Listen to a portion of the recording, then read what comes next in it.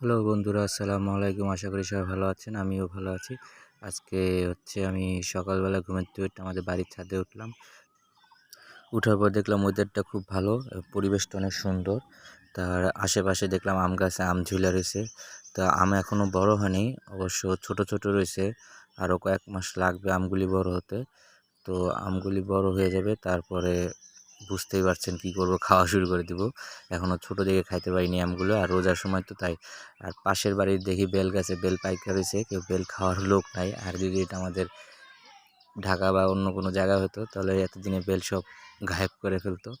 তো বেলগুলি দেখতে ভালোই লাগতেছিল। বেল সবগুলি পেকে রয়েছে প্রায়, এই দেখেন এরকম করে পেকে রয়েছে। তো বেল খাওয়ার লোক নাই অবশ্য।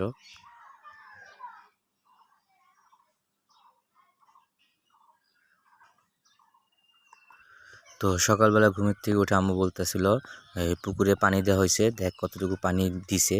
কারণ আমাদের পুকুরে পানি কমে গেছিলো, তার জন্য আমরা খালের থেকে পানি নিয়ে আসছি। আমাদের এখানে পানির খুব সংকট, নোনা পানি, তাই জোয়ারের সময় যে পানিটা ঢুকে সেটা মোটর দিয়ে পুকুরে পানি ভরা হয়েছে। তো আম্মু সকালবেলায় বলতেছে যে দেখ কতটুকু পানি ভরছে, পুকুর পুরোটা ভরছে কিনা। রাত্রে ফজরের সময় অবশ্য পানি ভরা হয়েছিল। অলরেডি দেখা যাচ্ছে পানি সবই ভরা হয়ে গেছে এবং সবটুকু ভরছে। এখন এখন যাব এক জায়গায়, আমাদের ফ্যামিলি কবরস্থান আছে, সেটা পরিষ্কার করতে যাব। তো প্রতি ঈদে আসে ওই পরিষ্কার করব, কিন্তু সাহস পাই না একলা একলা পরিষ্কার করতে। আজকে বড় ভাই আর আমি মিলে পরিষ্কার করব। তো এখন সেই উদ্দেশ্যে রওনা দিলাম। তো বাড়ির ভিতর থেকে যাচ্ছি আমরা, অবশ্য মেইন রোড দিয়ে যাইনি, ভিতরে বাড়ির ভিতর থেকে চলে যাচ্ছি, তাহলে শর্টকাট হয় আমাদের কবরস্থান যেতে।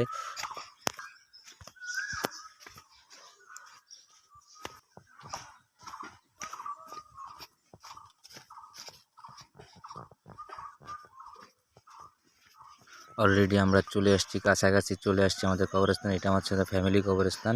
এখানে অলরেডি আমার নানু, আমার আব্বু, আমার খালা, তিনজনের কবর দেওয়া হয়েছে। এখন এই জায়গাটা পরিষ্কার প্রায় 5-4 বছর হয়েছে পরিষ্কার করা হয় না, তাই দুই ভাই মিলে পরিষ্কার করা শুরু করলাম। তো পরিষ্কার করা শুরু করে দিলাম আজকে।